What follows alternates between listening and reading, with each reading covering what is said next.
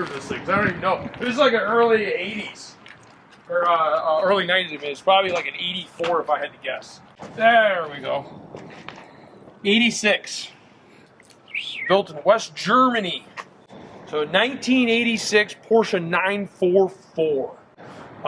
These were, they're, from my understanding of the history of this car. So everybody knows the Porsche 911, you know, the Boxer style motor. But that was, what people don't know is that was not built by Porsche. That was actually built by Volkswagen. So the popular 911 body style, that was actually a Volkswagen adopted into a Porsche. So in the late 70s, 76, somewhere around there, Porsche said, you know what, we need to build our own car, you know, from the ground up. All Porsche engineering, what they actually introduced was a Porsche 928. And it was a luxury grand touring sports car. It didn't, unfortunately, do as well as they hoped in the market. So later, they made the 944. Really what distinguishes the 944 and the 928 from the 911 is that the 928 and the 944 are front engine cars. Most Porsches are mid-engine cars, meaning that the actual combustion engine is between the driver and the rear axle. And in this case, the front engine of this one is between the driver and the front axle. Just a different style, but it's nevertheless a complete car that was designed by Porsche. And what makes these very unique is that they're coming back in popularity. They're getting very popular in the second used market, in the used market. Like this car in particular has actually gone up about $20,000 in value in just the last couple of years. So it's something that you should cherish. If you have a 944 or 928, you definitely want to make sure you're taking good care of it. And that's why it's here. That's the big reason. So let's go ahead and pull it inside.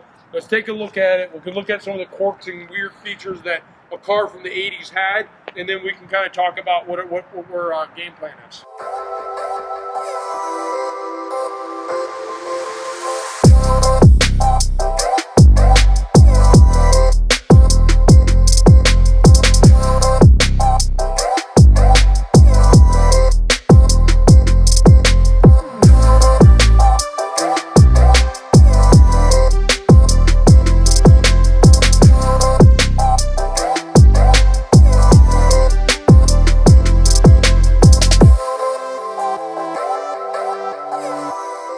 So you see this outer line right here. So it's this ring right here. Probably asking yourself, what is that? Well, what that is the bird etching. So at some point, and this is why ceramic coatings, paint protection film is very crucial, because what ended up happening at some point, a bird left their business on the hood of the car. Bird droppings, there's two major issues with bird droppings.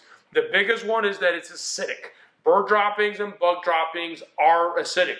Dead leaves are acidic. Those are all, if I took a oak leaf and I put it on this car and let it sit here and degrade, it would actually etch the leaf into the clear coat, because it's an acidic, as plants decompose, they create acids. The acid will actually eat away at your clear coat of your paint. So in this instance, that's a bird dropping, where it actually etched its acid dropping etched into the clear coat.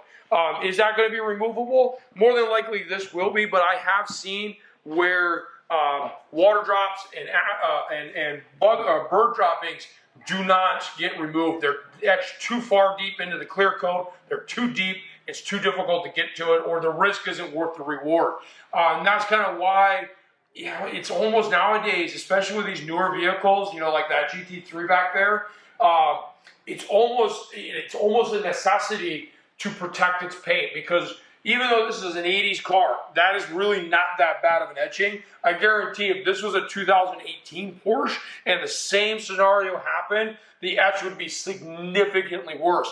And it's not because Porsche has figured out cheaper ways to make paint. That's not at all the circumstance. What it is that manufacturing has become so efficient, so much better. Nowadays, cars are painted with robots, They're very, very methodically painted, which means is that they can run paint thinner and softer because they don't have to worry about a human hand finishing it. They can rely on a robot being precise and finish it out that way. But the byproduct of that situation is that now your vehicle is substantially more perceptive to being scratched, to being chipped, and to have damage from bird droppings. I've built the business around protecting your vehicle from those situations. And it's not a matter of like, hey, we need to be OCD. Your car has to be perfect.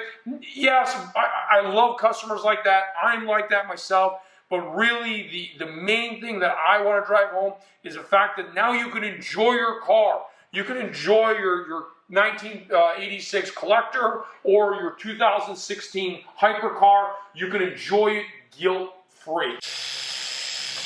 Find out real quick if there's, oh, that is not single stage paint.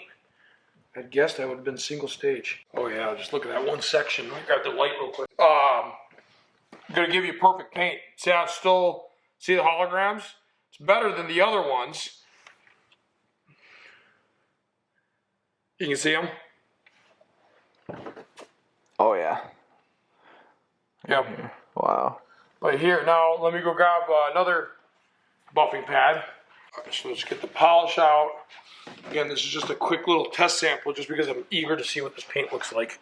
I know this is like it's gonna just look like just black wetness.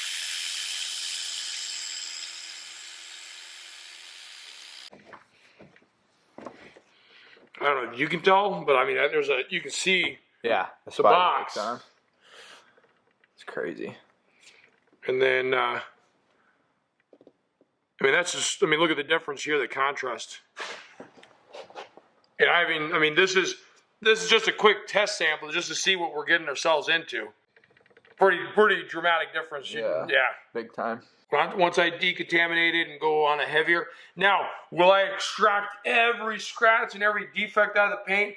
Not really. Perfect paint is impossible. It's very rarely you can ever do that. There's some level of flaw that you just can't get to. Ideally, newer cars are going to have less of them, so more than likely you're not going to notice anything on it. But a car with this that has 35 years of use in it, there are scratches in here that are just slightly too deep. And that's where, as a detailer, as a paint correction specialist, it becomes a fine line of how far do you push the paint or do you leave it behind? Ideally, I would rather, if the scratch is that significant, I know for a fact, I've obviously done enough cars to kind of tell you what's capable or not. But there's some scratches that are better left behind, because if I take all of that paint, what paint correction is paint removal. I am actually physically removing clear coat or paint off the car. I can't put it back on. It's not something that you can polish every year and do it year after year after year as long as you own the car and never have any bad side. You will eventually burn through the paint, literally polish the paint right off the car. So it's kind of sometimes better, especially with a collector car, especially with a car that's going to go up in value. We don't want to repaint it. We don't want to run that risk, because it's just going to tank in price if we end up saying, oh yeah, the whole car is original except the fender, because some paint correction specialist or detailer buffed the living daylights out of it and burnt the paint through. It's not worth it. So that's kind of where you have to be a fine line. Is the paint going to be better than what it is right now? Oh yeah, absolutely. There's no question about that. The oxidation, the swirls, we're going to remove all of that. But is it going to be perfect, defect-free? For the most part, yes, but not 100%. By no means. And I don't plan on selling it to anybody to say it's perfect paint. But it is going to be better, and that's what's important. It's going to look good. It is going to look wet. It's going to look beautiful, and you're going to want to drive it. But if you look at it close enough, I guarantee it, you'll always find some sort of defects. But that's kind of where we're playing with it and just figure out what works for us.